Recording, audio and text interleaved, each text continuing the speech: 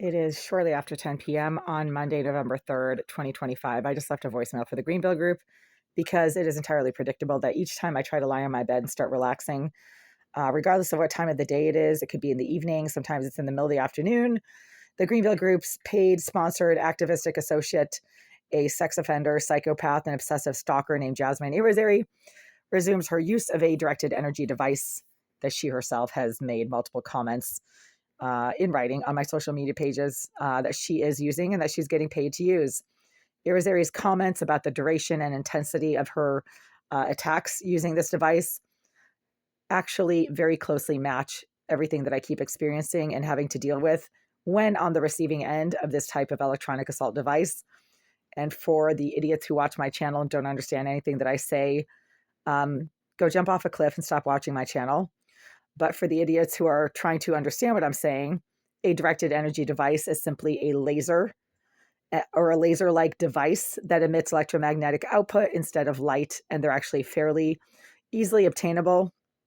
If you go on the internet, you start looking up directed energy devices, you can actually make your own with written instructions that you can find on Google.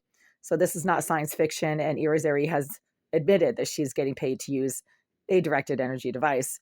Obviously, this is surveillance based, as I mentioned to the Greenville group just now. It is basically an act of criminal. Uh, it's a criminal hate crime to provide sex offender psychopaths with video footage of what a female tenant happens to be doing in the privacy of her living space. And Irizarry most often becomes agitated and aggressive when I lie on my bed. I'm fully clothed. I mean, I have the right to wear shorts. I have the right to be completely unclothed in my living space if I want to or need to, but I never am because as soon as I do start removing my clothing, the violent sex offender psycho trash directly below 76 and in Unit 78, where there has been somebody smacking the wall behind this kitchen sink for the last 45 minutes now, doxing the fact that they're not engaging in actual legitimate activities in that bathroom because there's no other signs of activity other than wall smacking repeatedly.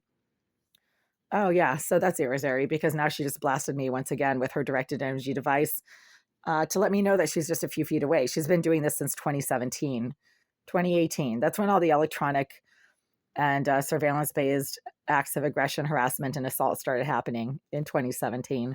That's when I found a surveillance device in my bathroom, a tiny little round dot like thing that looked like a little paint splatter, black paint splatter about this big on the wall across from my toilet. And I kept looking at it and looking at it. And it was there for weeks. And I just was like, oh, it's a paint splatter. Then I looked very closely and it looked like it had a little eye on the inside of it, like a lens or an eye. It looked like a round eye with a lens. It looked like a lens. That was removed by maintenance and I never saw it again, but it doesn't mean that there aren't other devices like it throughout this living space. Maintenance managers have admitted that Jasmine Irizarry is being paid to use surveillance devices. They refer to her as Greenville Group surveillance expert. So everything that I say is being corroborated by what the Greenville Group admits that they're doing, but there's no justification whatsoever for placing surveillance devices in someone's bathroom. That I don't care what you think somebody is doing, unless you think that they're trafficking drugs inside their body, you do not have the right to put surveillance devices in their bathroom. Okay. Nothing that anybody does in their bathroom, especially in a living space that is being legitimately used as a living space, justifies the use of surveillance devices. I have to keep the stove on because there's no heat in this unit and it's 46 degrees outside right now. So I just left a voicemail for the Greenville group letting them know that over the last 45 to 55 minutes, there's been somebody repeatedly smacking the wall directly against the back of this kitchen sink, but they're not actually showering. There's no sounds of anybody legitimately showering. And I can't smell anybody's shampoo or conditioner, even though I know from experience that when there was somebody legitimately living in that bathroom, Jorge, the maintenance manager, stayed there for a month and a half, 2 years ago. You can smell the shampoo. You can hear somebody literally like showering in that shower. No, this is Irizarry, the psycho trash psychopath who's being permitted by the Greenville group to continually access the vacant premises of the bathroom behind this wall. And she engages in a lot of psychotic, surveillance based, aggressive, intrusive acts of harassment, regardless of the time of day or what I happen to be doing. It's entirely based on what I'm doing, but it's regardless of the time of day. So this happens at 1 a.m., happens at 5 a.m., happens at 10 p.m. right now. The Greenville group are permitting this to happen, and it is basically a hate crime once again, to use surveillance devices in a female tenant's living space and provide footage of this female tenant's bathroom and hygiene activities to the large population of male criminal offenders that are being housed in this building complex by the Greenville Group as some sort of social agenda.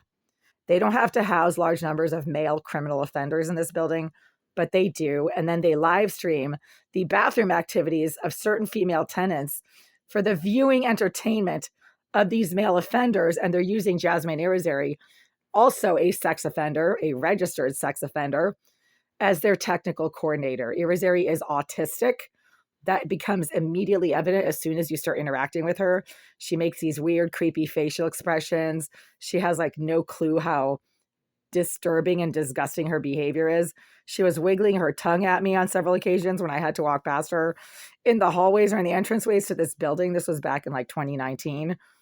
She rolls her eyes and affects, meaning she creates these creepy, perving expressions right in front of you, as if she's like looking at something perverted, like that kind of thing. I mean, she's so mentally disturbed. It's embarrassing for her and for anybody who like supports and sponsors her, which would be Oleg Lisiev, the sociopath, criminal Russian slumlord property manager.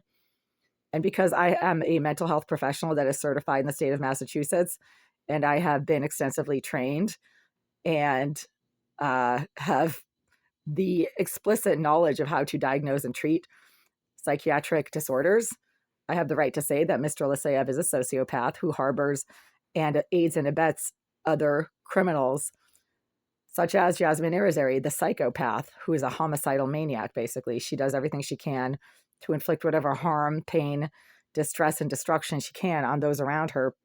And she specifically targets other females because she somehow has problems with the femininity and attractiveness of other females and is psychotically jealous, and she literally just tries to tear you down. And that is being supported and sponsored by the Greenville Group, who hate women.